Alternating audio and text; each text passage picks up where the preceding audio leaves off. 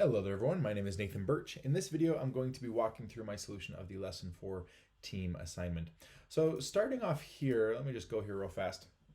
You get this nice zip file with quite a few things that you have to change, okay, to connect to our database and everything. Let me start though, just kind of sharing my code with you. So I did use these two packages that are listed right here.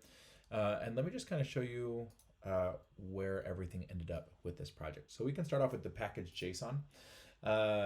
I added this Swagger autogen to the dev dependencies. And again, this was just kind of following the documentation here, right? I had never used this before today, but I just ran this.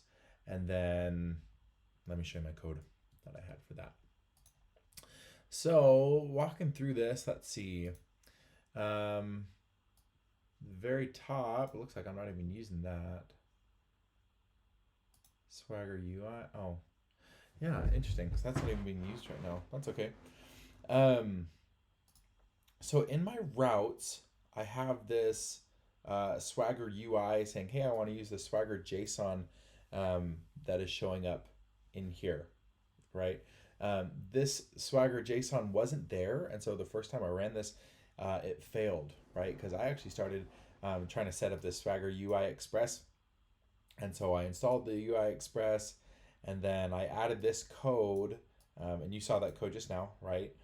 And then I added a new route to everything, and as soon as I tried running it, it completely failed because I didn't have the package or the swagger.json. And so coming down here, I did create this, and so the reason why this isn't being referenced anymore is because I have it right here, right? So next to my index.js file, I'm really not using this here, so I could actually take that out. But next to this in my swagger.js file, we're using Swagger autogen, and I say, hey, what is this going to look like? It's going to use this URL. This should match the port that is going to be used locally, okay? And then, so if I was going to publish this Swagger file, I'd want to use the actual published URL, okay? And then we have this swagger.json file, which is where we're going to output to. And then the routes, I only had to use this one routes file just because we're using router. And so everything else in here will get included with that, okay? Looking back here, we say swagger autogen.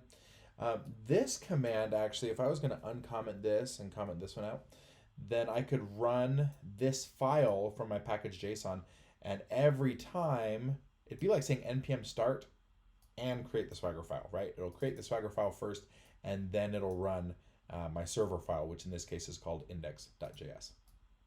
I wanted to keep them separate, but I wanted to share that with you guys because I thought that was pretty slick that you could set that up.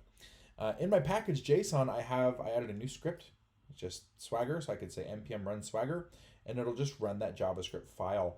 And so every time I run that, if I open this up here, I can just say npm run Swagger, and it'll just create a new Swagger file. So if I delete this, that's just fine. Come over here, say npm run Swagger, and it'll make that for me, okay? I make this here, it'll show all my paths, and maybe I want to change something just because I don't like that it'll include the API docs.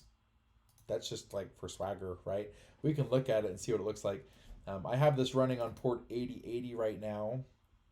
And so if I go over localhost 8080, so this is working, right? And then the URL for the documentation is API docs. And so this is all here, and I can look at my API documentation, but I don't want this API docs here, right? So maybe let me just fix that right now while you guys are here. So if I go into my routes, let's see, where is it? Swagger.js. So these are the Swagger routes, okay? Router.use, router.get.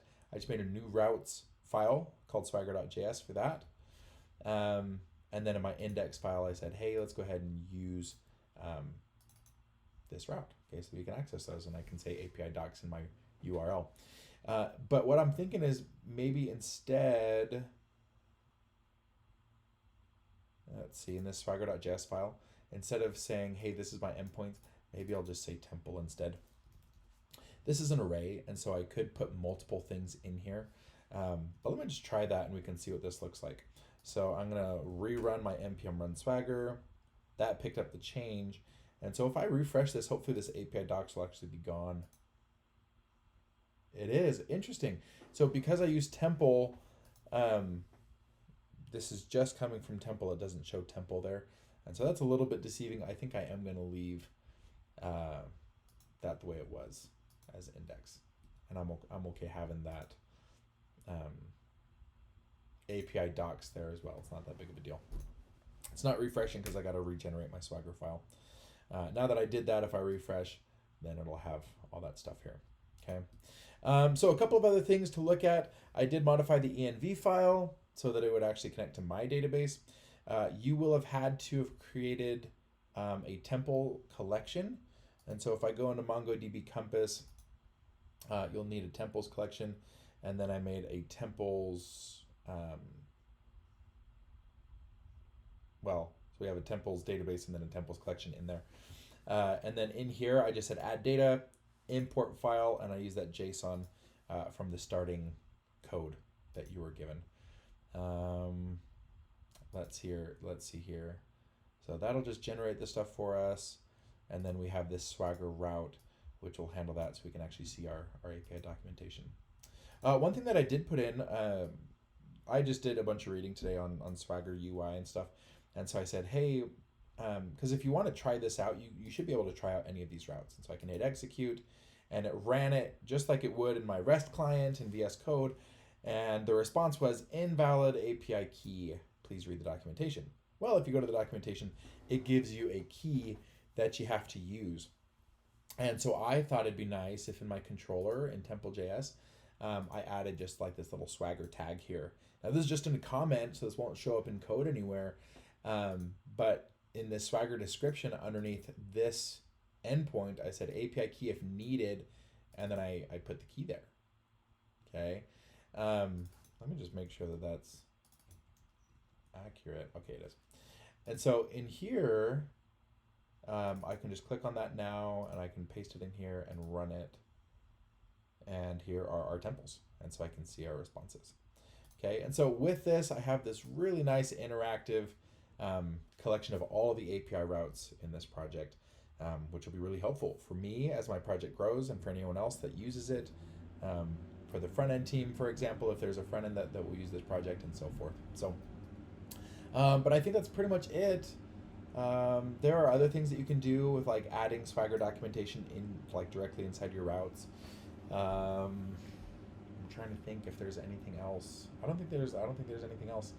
So anyways, I hope that this was helpful for you, kind of piecing this stuff together. I really did just kind of go through these things. And yeah, their documentation was great.